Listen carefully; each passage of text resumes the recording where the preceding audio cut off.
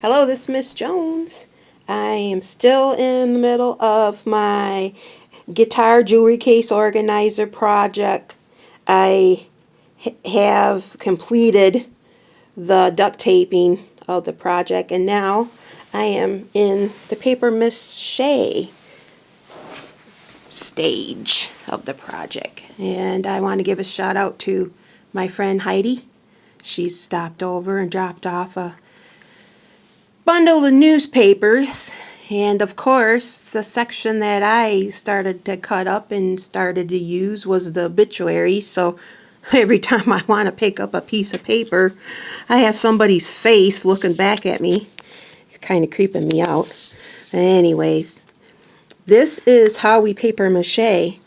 We used to do this when we were in high school back in the 80s. It is very cheap for the art teachers to just get out newspaper and teach these children how to work with paper mache.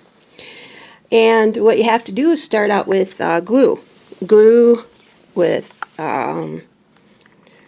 water. And I'm using, of course, the old-fashioned Elmer's glue, school glue. It's 70% glue, 30% water. And you get this type of consistency. And this is what you do. You just, lather up your brush and find your little spot. And then add your pieces of paper. This guy's going to be upside down. And there's this one. And then you go over it again.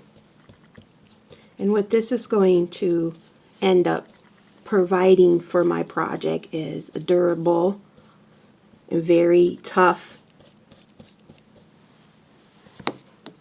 background to hold up to time. Paper is made from wood, so you add some glue, and once you let it dry and set, it gets really hard. Those old piñatas that people get for, birthdays and, parties, they can go and buy them at Walmart's and Kmart's or wherever, those department stores, and they just make them out of cardboard.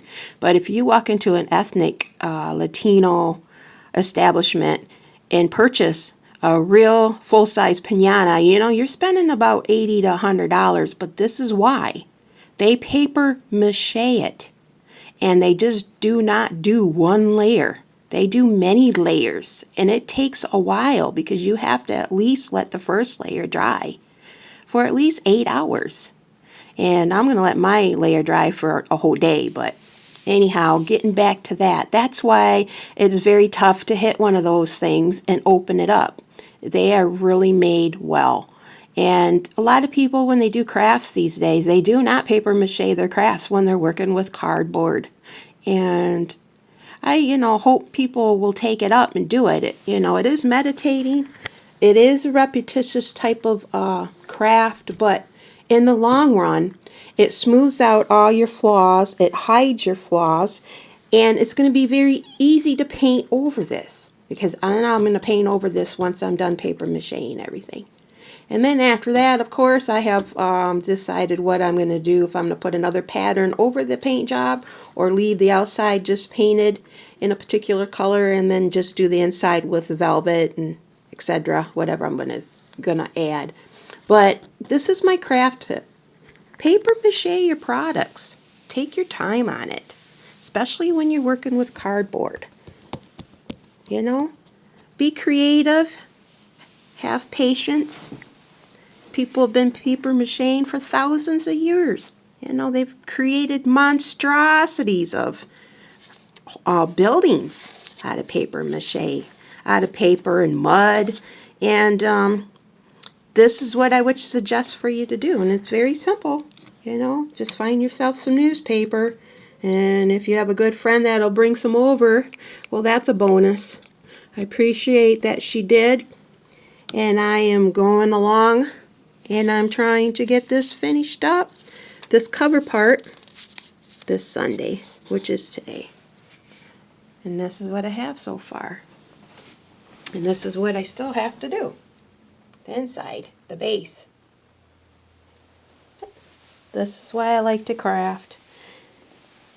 You can think about it in your imagination and you just place it out in front of you and go along when you can. And I thank you for joining me.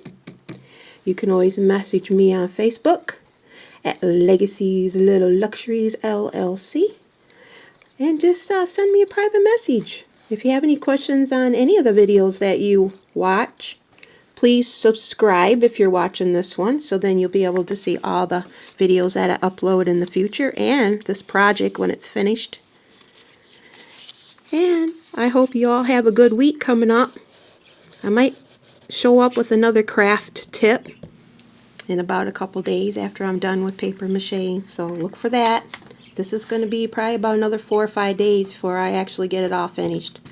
So have a good week. Happy March. Happy St. Patty's Day coming up. Love you all.